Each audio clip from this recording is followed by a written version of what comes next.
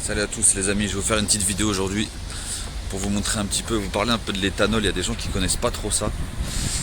Et moi ça fait quelques temps du coup que j'ai un mulet, j'ai une Clio 3, 1 litre de TCE là, qui me sert pour aller au travail. On m'a donné ça comme voiture, du coup je m'en sers et je la mets à l'éthanol comme j'ai fait sur de bon nombre de voitures à moi. Et là c'est une Clio, donc du coup j'ai pas fait de gestion, j'ai pas mis de boîtier. Et il faut savoir que sur les voitures essence, la plupart peuvent se convertir à l'éthanol à hauteur de 70% d'éthanol, 30% d'essence. Et ça permet de réaliser de bonnes économies. Après, il n'y a pas de préconisation spéciale à part surveiller les bougies et le filtre à essence parce que ça décape vachement les circuits. Donc si vous voulez commencer à convertir votre voiture, vous pouvez. Il y a beaucoup de stations qui le font, il y a beaucoup d'applications qui vous donnent les lieux où mettre de l'éthanol, etc. Donc là, moi, je vais vous montrer sur ma Clio comment je fais. Je vais mettre environ 30 litres d'éthanol et 20 litres de 95. Et ce qui me fait faire à peu près 600 km. Donc là, ça va me coûter environ dans les 50 euros. Alors qu'avant, un plein de 95 ou 98, on était dans les 80 euros. Donc 30 euros par plein. Et je perds quoi? Je perds 50 km d'autonomie, 75 km d'autonomie. Donc je vais faire le plein et j'en parlerai plus un petit peu après. Voilà les amis, 30 euros d'éthanol, ça fait 21 euros. Et voilà, 20 litres d'essence, 31 euros. Voilà les gens, pour finir la vidéo, enfin pour faire la seconde partie sur l'éthanol.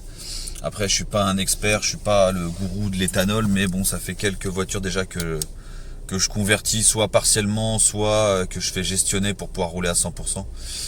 Le principal, c'est de prendre une essence et que quasiment toutes les essences sont convertibles à éthanol.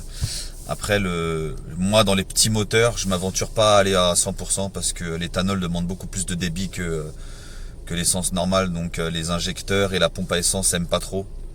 Et du coup, vieillissent plus vite, voire décèdent beaucoup plus vite. Donc, moi, sur les petits moteurs comme ça, comme la Clio ou comme ma mère sur sa 406, on reste en 70-30 et l'hiver 50-50 parce que l'hiver ça a du mal à démarrer avec qu'on a un gros taux d'éthanol dans la voiture.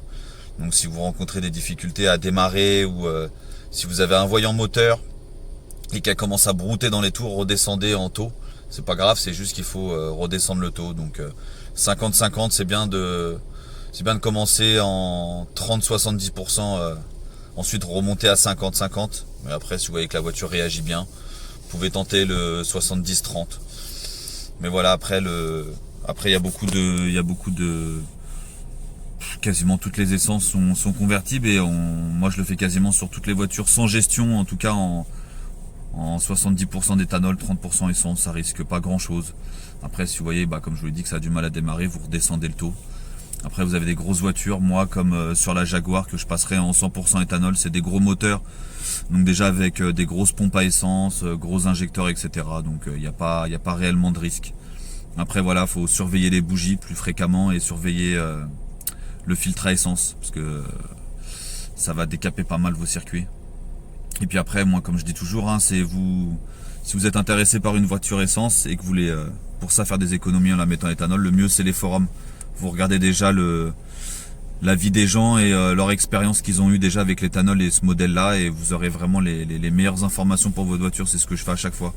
Pour la mienne là, les gens qui étaient déjà en Clio 3 avec ce moteur là m'ont dit que je pouvais quasiment passer tout de suite en 70-30, que ça risquait rien pour la voiture. Donc le mieux on en apprend beaucoup par les forums. Donc ça fait de réelles économies. Sur la Clio je passe de 80 euros à 50 euros et j'ai dû perdre 50-75 km d'autonomie, donc c'est pas énorme pour un réel gain de 30 euros par plein, donc c'est pas négligeable. Après n'hésitez pas à me laisser des messages et j'essaierai de répondre à vos interrogations si vous en avez sur l'éthanol. Je peux pas me dire de répondre à tout, je suis pas un expert, mais j'ai une petite expérience dans l'éthanol et j'essaierai de répondre à vos questions. Merci à vous.